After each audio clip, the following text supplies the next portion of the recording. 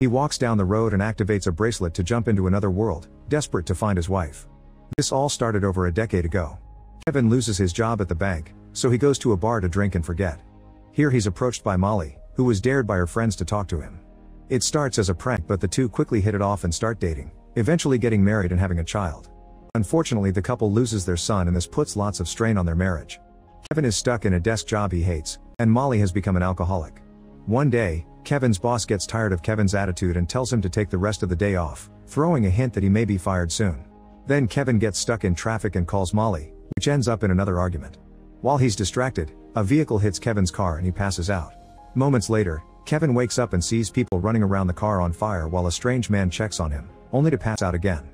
A few more moments pass, and this time Kevin wakes up in an alley with the same guy watching over him, who introduces himself as the benefactor. Kevin keeps on hearing a ringing in his ears, and when he stands up, he's so dizzy he almost falls. He's about to pass out again, so the benefactor punches him to snap him out of it. Once the ringing disappears, the benefactor says he has a job offer for Kevin, mentioning he may be unemployed soon. Kevin is creeped out by a stranger knowing this and tries to leave, but when he reaches the street, there isn't a single person or car around. Next, he thinks of calling Molly or the police, but the benefactor mentions it won't work and that this isn't the first time they've done this. Finally snapping, Kevin pushes the benefactor against the wall and demands to know where everyone went, but the benefactor says it's Kevin who has moved. Afterward, Kevin is dragged into a restaurant, where everyone including the owners and the waitress Tina seem to be scared of the benefactor. At that moment, Kevin realizes that the benefactor is actually Satan, and when Tina brings the food, the benefactor makes her sit next to him by threatening her with a knife. The benefactor explains how each choice we make creates countless realities where a different option was chosen, and that his power is to shift people, meaning he sends them to other universes. In the case of Kevin, he's brought him to this place, and in exchange he sent Molly a husband that actually cares. The Molly of this reality was also sent away after Kevin gifted her a special necklace. Kevin refuses to believe any of this and asks for proof, so the benefactor uses a bracelet to send Tina into another dimension. Her parents fall to their knees in grief as a shocked Kevin steps away from the table.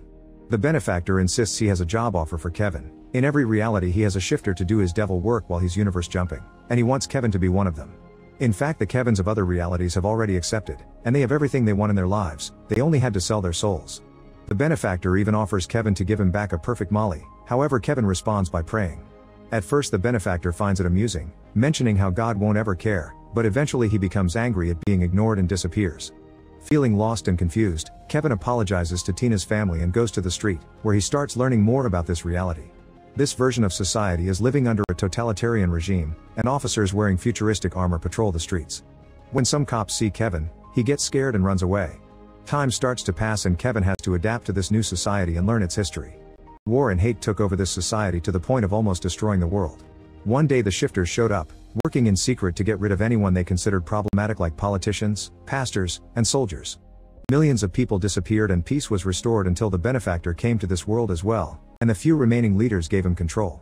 Now this world has no hope and no faith, also religion is illegal. It's been 5 years since Kevin was brought here. He's perpetually sick and known as the Kevin who refused, so he uses a fake name to work for a construction company.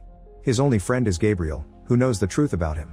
Kevin writes any Bible passages he can remember on a typewriter and distributes them through Gabriel in secret as a way to rebel against the no-praying law. In his free time, Kevin likes to help as many people as possible, wanting to make a better place out of this depressing city. Most of the world is destroyed by war and most people are poor, while the benefactor's secret police rules the streets with brutality. By wandering around the city being kind, Kevin gets to see the little beautiful moments that remind him of Molly and keep up his faith in God.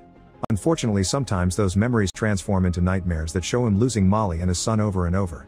Kevin also likes to visit the theater to experience something called Vika viewing, which is a live feed showing the viewer alternate realities. The owner of the theater is Russo, who has been looking for his lost cat for 4 years.